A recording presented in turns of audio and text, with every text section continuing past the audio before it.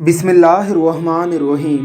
रसूलुल्लाह सल्लल्लाहु अलैहि वसल्लम तिलावत कलाम मजीद को बड़ा पसंद फरमाया करते थे। हदीस शरीफ में आता है कि आपने हज़रत अबू मूसा अशरी रज़ी अल्लाह ताला अन्हो से फरमाया था कि अबू मूसा अशरी, मैं अशरी नौजवानों को उनकी खूबसूरत तिलावत कलाम मजीद के सबब जानता हूँ। मैंने उन्हें दिन के उजालों में उनके घरों में जाते हुए नहीं देखा, लेकिन मैं रात के अंधेरों में बता सकता हूँ कि कौन सा अशरी नौजवान किस घर में रहता है। यानी उनकी खूबसूरत तिलावत कलाम मजीद के सबब मैं उन्हें उनके घरों समेत जानता हूँ। अल्लाह रब्बुल इज़्ज़त की करोड़ों रहमतों का नुज़ूल हो उन कारियों पर जिन्हें रसूलुल्लाह सल्लल्लाहु अलैहि वसल्लम ने तवज्जो से सुना।